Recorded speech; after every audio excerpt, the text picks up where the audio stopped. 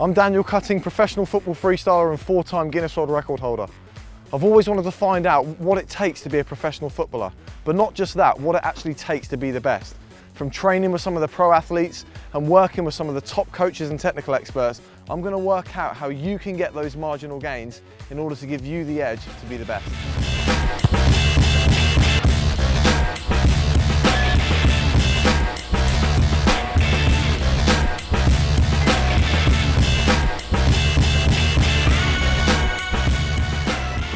Today I'm at the Adidas HQ to train with the Africa Cup of Nations champions Nigeria as they prepare for the Confederations Cup in Brazil. These footballers have got that edge that brought them to international football. So I want to find out what they have that makes them the best footballers in Africa.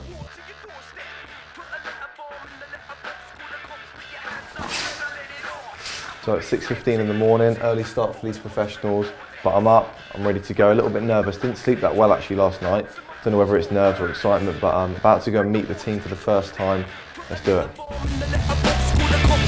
So they've just got on the bus behind me. I'm going to get on too, get in amongst it and get down to the training ground and play with the boys.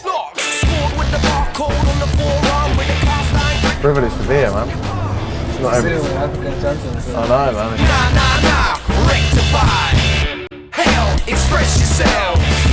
Well, depress yourselves. Movement, no room for improvement. Animal, mammal, reptile, human.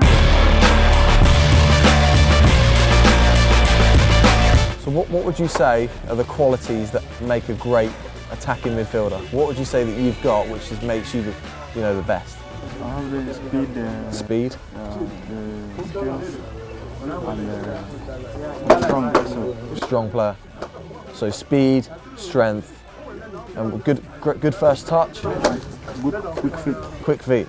I have the ability to hold on the ball, dribble and run with the ball, and I can shoot very well. Shoot very well. Yeah.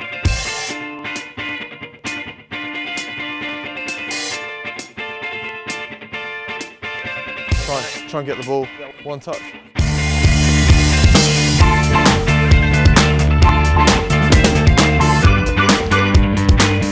I'm here with Stephen Keshi. We've got the head coach of Nigerian international football team. Stephen, good to have you here. Thanks for having me. We're talking about what it takes to make a great footballer. What's the difference between someone who's not only a good footballer, but a great footballer? Well, I think in my opinion it will be the intelligence of that player that makes you a great player versus a mediocre player who doesn't really use his IQ better in deciding, in managing himself and whatever he does on the field.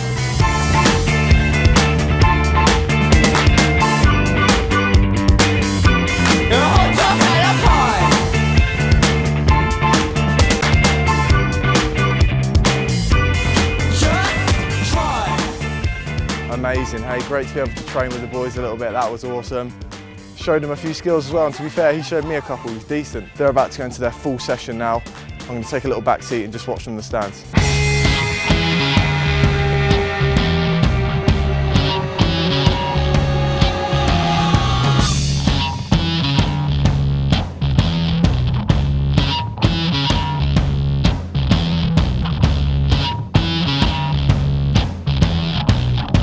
Just doing some keepy uppies. Obviously I know a little bit about that, don't I? So it's good to see actually. I think at the lower level especially, freestyle tricks and skills are quite abandoned. It's more about just on the floor.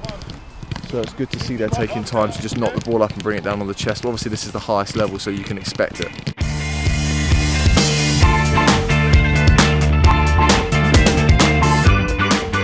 First thing I notice is just it's fast. It's fast and frantic. You'd think for training especially that it wouldn't be at this level, but they're straight into it, a few stretches and they're gone. There's obviously no goalkeepers in this kind of little game that they're playing. But the goalies aren't just sitting out, they're actually getting involved as well, which is good to see. So they're obviously working on their touch, which is just as important. You think of those times when the ball's passed back to the keeper and they've got to turn a player and they've got to get the ball out. So first touch is just as important for a goalkeeper.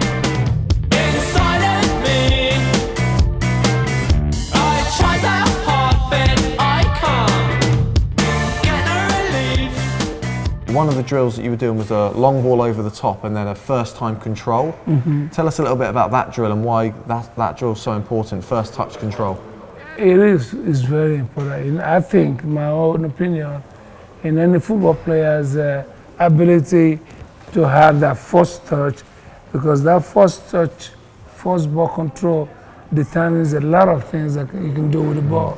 So I try to coach my players under pressure, game situation, game speed, so they get used to it in the training section. By the time they get to the game, it's going to be just like a formality stuff, and they have the confidence because they do it all the time in training section, and that's it. I'm here at the Adidas HQ and I've been given exclusive access to have a look at some of the heritage of one of the biggest football brands in the world.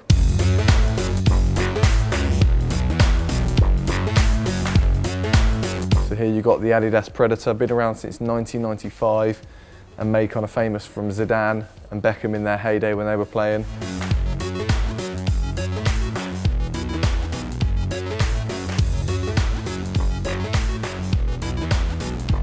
And amongst it all, you've got a personal favourite of mine, and it's just great to see, you know. Barbie doing her thing. So this building's been uniquely designed. Outside, you've got the 3 stripes, which look like a shoebox from the outside, and inside, the walkways look like laces crossing over, and it's actually been called the Laces Building.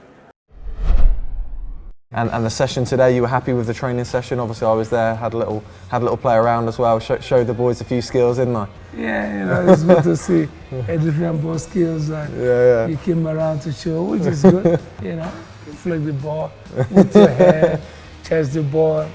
It was good. Can you do any of those? Any of those skills? Yeah, if I do that, maybe I might end up in the hospital. Because we don't want that. We don't want that.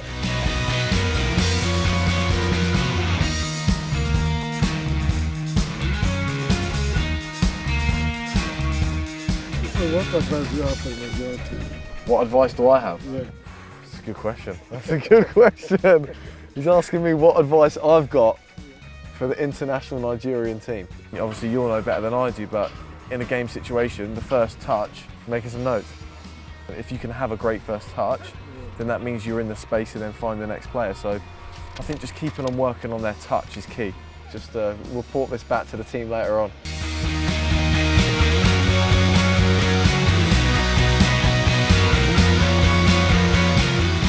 I'm not like a striker who like to get past 5 players before scoring. Not like Messi. No, everyone's got different qualities. So I try to give the ball quickly and get it back. When I'm getting it back, it has to be where I'm going to get the goal. Viewers watching who'll be like, I want to play pro, I want to make it. What would you say is the advice that you can give them? Yeah, it's all about believing in yourself. When you're watching the big professionals on television, you know, don't just wish you be like them. You work hard to be like them. They do a lot than you see on the pitch. They do a lot on their free time. Yeah, believe in yourself and then really work hard, and then I believe definitely you'll get to where they're going to. It's better to know your strength very early on. You know, if you're good with the ball in your head, try to get someone to kick the ball for you after training, so you had a lot of balls in it. Or if you're good with shooting, if you're good, whatever you're good in, try to improve it more. So how much do you think of it is the kind of, you know, mental, the psychology?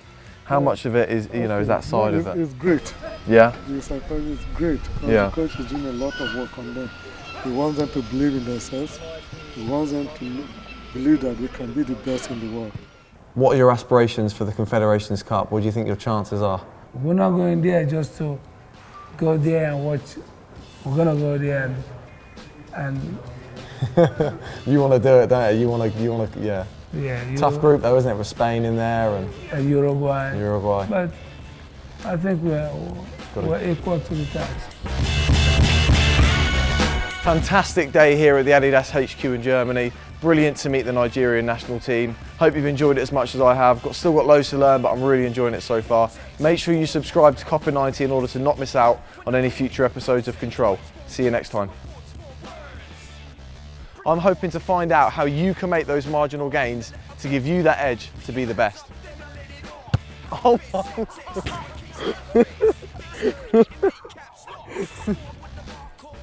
Sliced it.